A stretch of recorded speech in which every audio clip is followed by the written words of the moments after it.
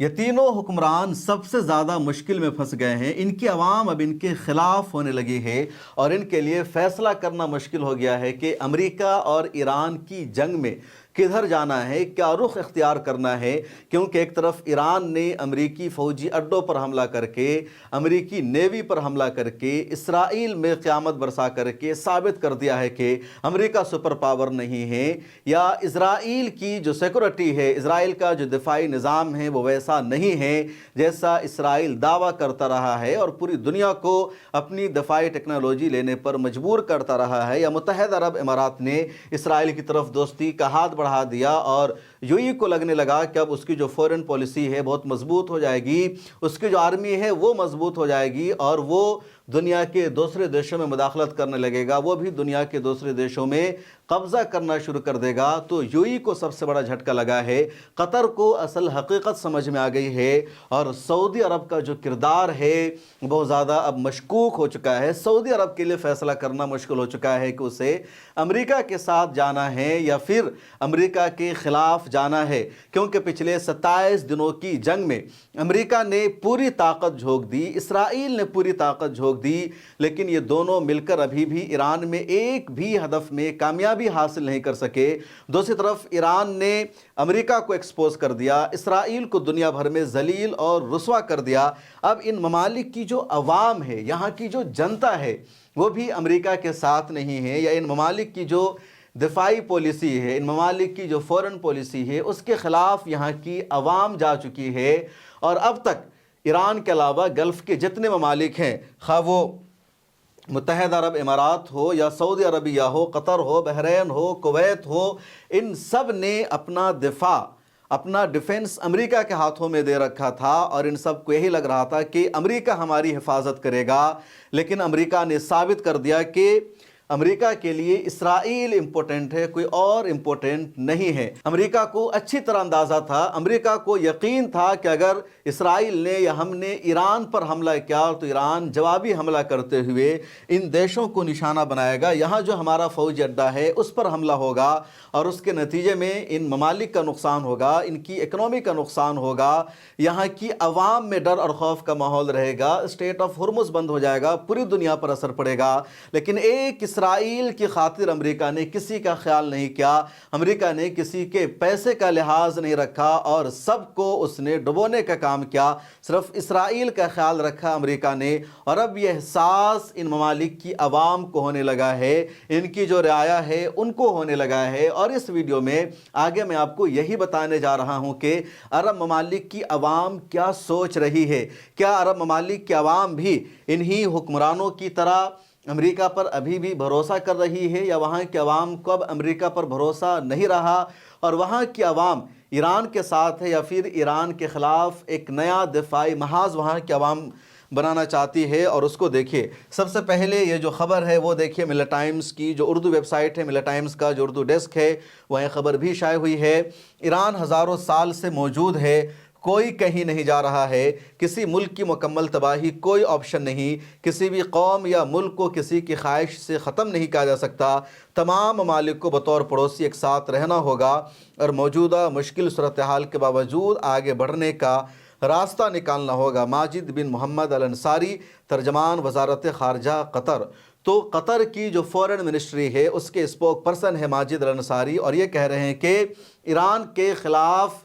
کوئی بھی کوشش کامیاب نہیں ہو سکتی ہے، ہمیں ایران کے ساتھ مل کر رہنا ہوگا۔ اور اس کے پیچھے کا جو اصل منظرنامہ ہے، جو بیک گراؤنڈ ہے وہ یہ ہے کیونکہ یو اے ای چاہتا ہے کہ ایران میں رجیم چینج ہو جائے، یو اے ای چاہتا ہے کہ اسرائیل کے ساتھ دفاعی تعلقات کو مضبوط کیا جائے، اور قطر نے اس بیان کے ذریعے اس کو کنڈم کر دیا ہے۔ ادھر پچھلے دنوں خبر سامنے آئی تھی، نیو یارک ٹائمز کی رپورٹ ہے کہ محمد بن سلمان اور سعودی عرب کی حکومت چاہتی ہے کہ امریکہ کا ایران پر حملہ جاری رہے جب تک امریکہ کو کامیابی نہیں مل جاتی، جب تک حکومت بدل نہیں جاتی۔ محمد بن سلمان نے اور سعودی عرب کی حکومت نے نیو یارک ٹائمز کی اس رپورٹ کو مسترد کر دیا ہے، ریجیکٹ کر دیا ہے۔ لیکن یہ جو بیان سامنے آیا ہے اسی کے تناظر میں کہ ایران میں کوئی تبدیلی آ جائے یا ایران سے کسی طرح کے خطرے کا سامنا نہ ہو، لیکن ماجد الانصاری نے کہہ دیا کہ ایران ہزاروں سال سے موجود ہے، سعودی عرب بھی ہزاروں سال سے موجود ہے، اور جب ماضی میں اتنے دنوں میں ایران نے جب سعودی عرب پر کوئی حملہ نہیں کیا، سعودی عرب کی سرزمین پر اس نے قبضہ نہیں کیا، عراق پر ایران نے قبضہ نہیں کیا، کویت پر قبضہ نہیں کیا، تو کیا اب ایران قبضہ کر لے گا؟ کیونکہ ایران کے حوالے سے یہی ڈر دکھایا جاتا ہے سعودی عرب کو، بحرین کو، قطر کو، یو ای کو، کہ اگر امریکہ کا فوجی اڈہ ان دیشوں میں نہیں رہے گا، امریکی آرمی نہیں رہے گی، تو ایران کی جو طاقت ہے اس کا یہاں اثر دکھے گا اور ایران ان سب دیشوں پر قبضہ کر لے گا۔ اور اسی کو قطر کے فورن منسٹر کے ترجمان نے ریجیکٹ کر دیا ہے۔ اس کے بعد اس خبر کو دیکھیے، جو لیڈی ہے قطر کی وزیر ہے، اور انہوں نے امریکی صدر ٹرمپ کو سیدھا سیدھا میسج دیا ہے، ان کو بتایا ہے کہ آپ ہماری طرف سے بولنا بند کرو۔ ان کا کہنا ہے ہماری طرف سے آپ بولنا بند کریں، ہمیں اپنے بیمار ایجنڈوں کے لیے بطور جواز استعمال کرنا ترک کریں، ہمیں آپ کی نام نہاد آزادی ہرگز نہیں چاہیے، ہم صرف یہ چاہتے ہیں کہ ہمیں ہمارے حال پر چھوڑ دیا جائے، جنگوں کو بھڑکانا بند کرے، یہ ہماری غلطی نہیں کہ آپ تعلیم میں ناکام رہے اور آپ کی تربیت ہالی ووڈ سے ہوئی، یاد رکھے دنیا کوئی فلم نہیں ہے۔ تو ٹرمپ کے لیے قطر کی منسٹر کی طرف سے کتنا سخت جملہ بولا گیا ہے۔ ٹرمپ کو کہہ دیا گیا کہ آپ جاہل ہیں، آپ نے تربیت نہیں لی، آپ کی تعلیم نہیں ہوئی، ہالی ووڈ فلموں کو دیکھ کر آپ نے ملک پر حکومت کرنا شروع کر دیا ہے، یہ دنیا کوئی فلم نہیں ہے، اتنا سخت کون کہتا ہے۔ اس کے بعد آپ اس شخص کو دیکھیے، یہ قطر کے سابق پرائم منسٹر ہے جن کا نام ہے حمد بن جاسم بن جبر الثانی، اور یہ حکمراں خاندان سے آتے ہیں قطر کے، اور ان کا ٹویٹ ہے فی هذه اللحظہ الدقیقہ من تاریخ المنطقہ وماما۔ انہوں نے جو پورا کہا کہ اس وقت خلیجی ممالک کو مشکل صورتحال کا سامنا ہے، اور امریکہ نے جس طرح اسرائیل کے لیے کام کیا ہے اس سے بات ثابت ہو گئی ہے کہ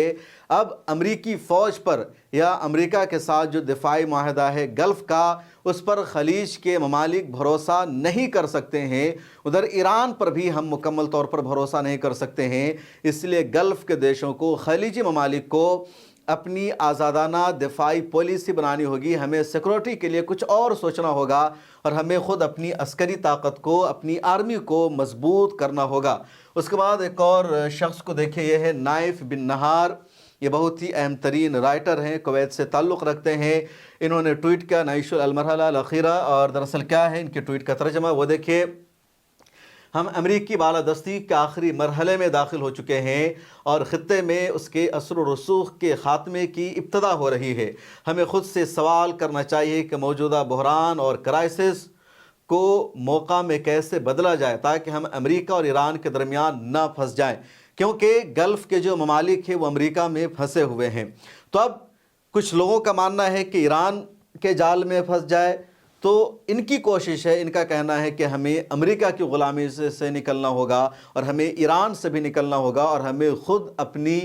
طاقت بنانی ہوگی۔ اور یہی انڈیا کے مسلمان بھی کہہ رہے ہیں کہ عرب ممالک اپنے تیل کا فیصلہ کیوں نہیں کر رہے ہیں، اپنی آرمی کو کیوں مضبوط نہیں بنا رہے ہیں، امریکہ سے کیا لینا دینا عرب دیشوں کو، اور اسی لیے عرب دیشوں کی، سعودی عرب کی، کویت اور قطر، یو اے کی اتنی زیادہ مخالفت ہوتی ہے۔ فیصل القاسم کو دیکھیے، بہت بڑے رائٹر ہیں، دنیا کے کئی بڑے بڑے اخبارات میں ان کا جو آرٹیکل ہے وہ چھپتا ہے۔ انہوں نے لکھا، یہی اسرائیل کا پہلا اور آخری مقصد ہے۔ جب کچھ لوگ آج ایران کے خلاف اسرائیل امریکہ جنگ کو بے معنی ثابت کرنے کی کوشش کرتے ہیں تو وہ عراق کی ناکام مثال پیش کرتے ہیں، یعنی یہ کہ امریکہ نے عراق پر حملہ کر کے حکومت تو گرا دی مگر کوئی بہتر نظام قائم نہ کر سکا، بلکہ اس کے برعکس عراق کے حالات مزید خراب ہو گئے اور وہ ایک ناکام ریاست بن گیا۔ یہ بات درست ہے، لیکن کس نے کہا کہ امریکہ اور اسرائیل عراق میں کوئی بہتر نظام قائم کرنا چاہتے تھے؟ کیا امریکی اسرائیلی مقصد یہ نہیں تھا کہ عراق کو اس حال تک پہنچا دیا جائے جہاں وہ تباہی، بدعنوانی اور انتشار کا شکار ہو جائے؟ اسرائیل کے لیے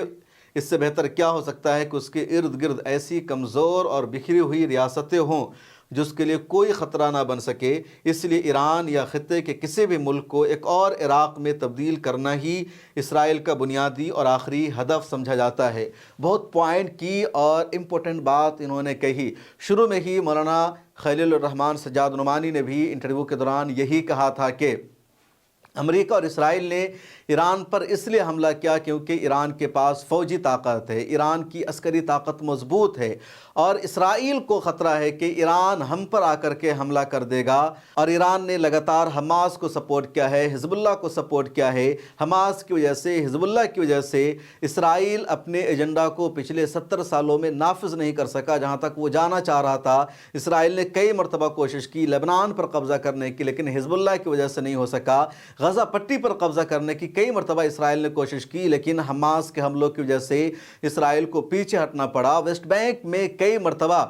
اسرائیل سیٹلرز کو لا کر آباد کرتا ہے، بساتا ہے، اور جب حماس کی طرف سے راکٹ داغا جاتا ہے یا حماس کی جو یونٹ ویسٹ بینک میں ہے ان کے جب حملے ہوتے ہیں تو وہ یہودی پورا علاقہ چھوڑ کر جانے پر مجبور ہوتے ہیں، ورنہ جو بچا کھچا 5000 کلومیٹر کا علاقہ فلسطین کا ٹوٹل بچا ہوا ہے اس پر بھی کب کا قبضہ کر چکا ہوتا ہے اسرائیل، اور وہ آگے بڑھتا جاتا۔ تو ایران نے اسرائیل کو اپنے ایجنڈا میں کامیاب ہونے سے روکے رکھا ہے۔ عراق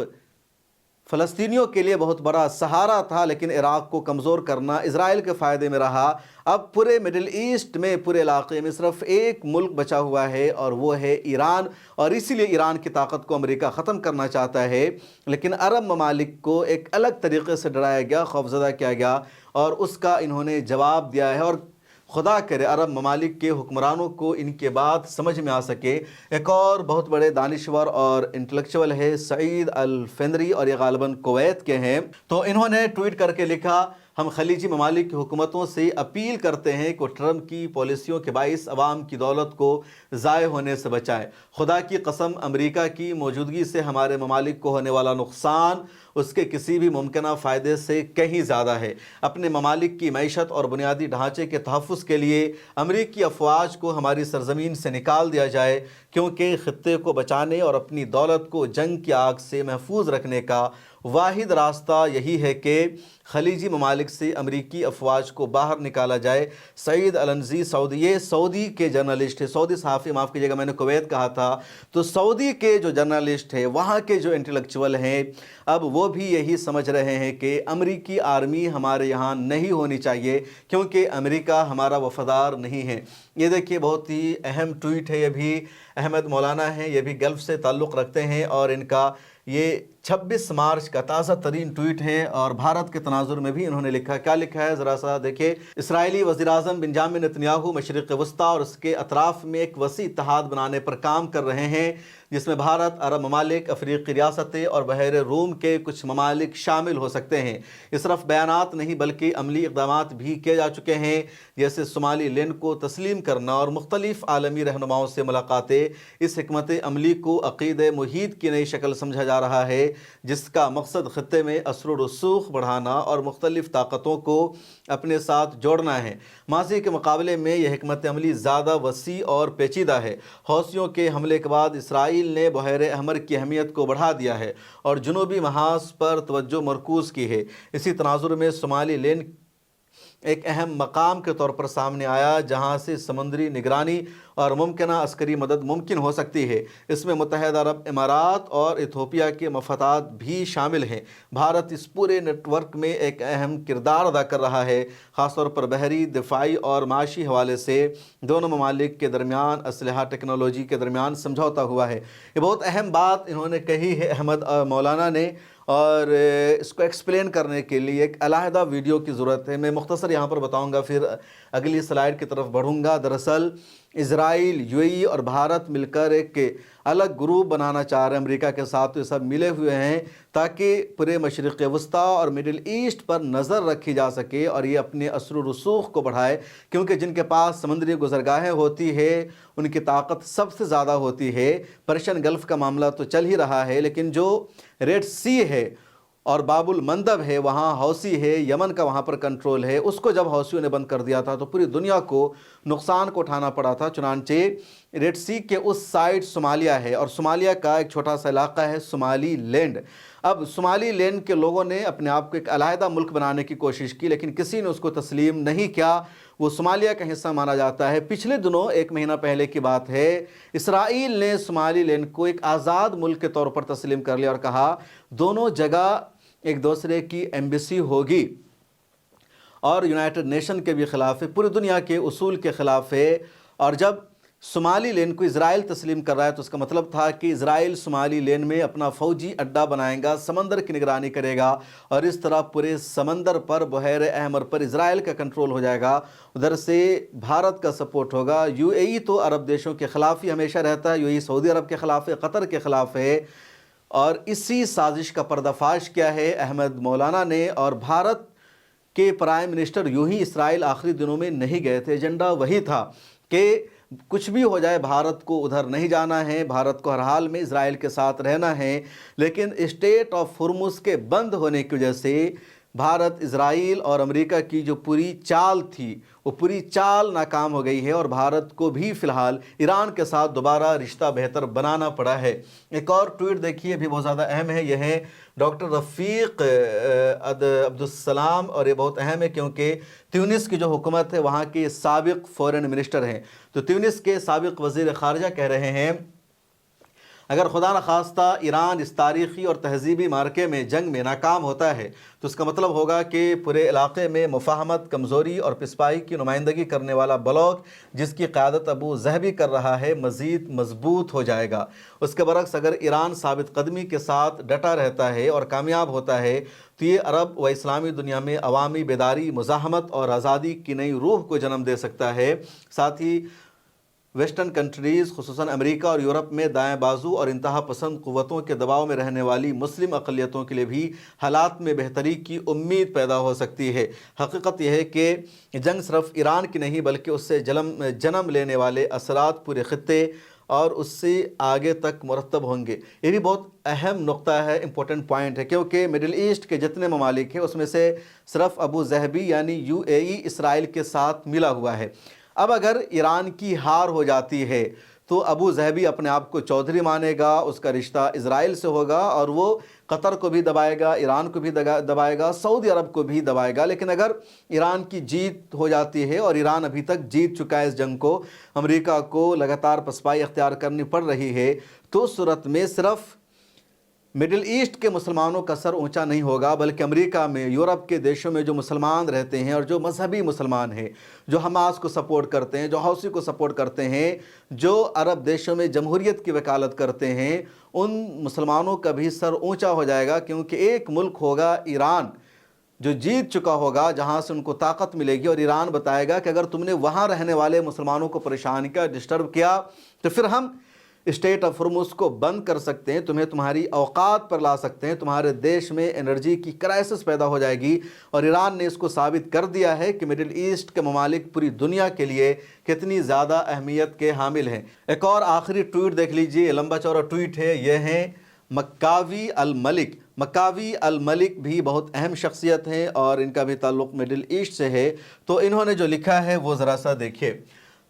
مکاوی ملک سوڈانی کاتب کے مطابق یہ خطہ ایک ایسے خطرناک مرحلے میں داخل ہو رہا ہے جہاں واپسی مشکل ہوتی جا رہی ہے، اور بڑا دھماکہ محض امکان نہیں بلکہ حقیقت بنتا دکھائی دے رہا ہے۔ اب یہ صرف فوجی کشیدگی نہیں رہی بلکہ عالمی توازن کے ٹوٹنے کا مرحلہ ہے، جہاں توانائی، سمندری راستے، معیشت اور وقت سب ہتھیار بن چکے ہیں۔ رپورٹس کے مطابق امریکہ ایران کے خلاف حتمی حملے پر غور کر رہا ہے، جیسے جزائر خرج یعنی خرگ آئلینڈ، لارک پا، ابو موسیٰ پر قبضہ، زمینی کارروائی یا جوہری فیسلٹیز پر حملہ، لیکن اس کا نتیجہ جیت نہیں بلکہ کھلی جنگ، طویل تنازع اور شدید رد عمل ہو سکتا ہے۔ ابنائے ہرمز اب صرف خطہ نہیں بلکہ دباؤ ڈالنے کا مؤثر ذریعہ بن چکے ہیں، جبکہ یوکرین سے ہتھیاروں کی منتقلی، یورپ میں ایندھن کی کمی اور امریکہ میں مہنگائی کے خدشات بڑھ رہے ہیں۔ دوسری طرف باب المندب میں حوثیوں کی شمولیت عالمی تجارت، نہر سوئس اور سپلائی چین کے لیے بڑا خطرہ بن سکتی ہے،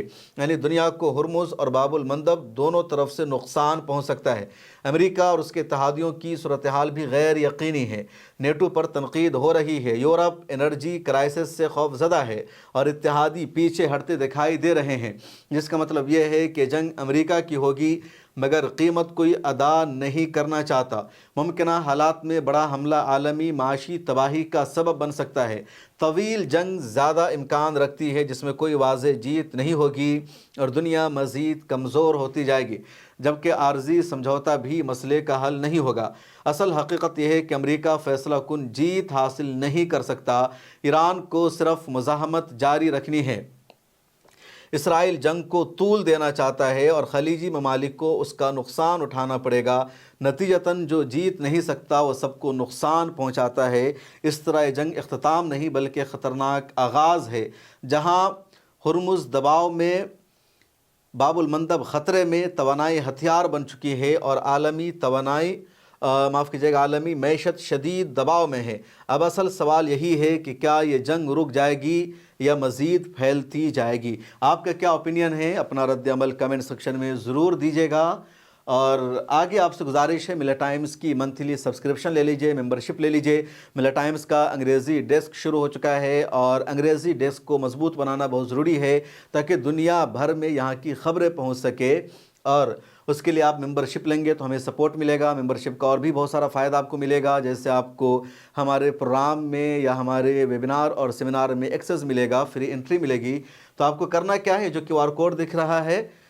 इसको स्कैन करना है। आप स्क्रीनशॉट ले लीजिए इस पेज का, उसके बाद इसको गूगल क्रोम में जाकर स्कैन कीजिए। जैसे ही आप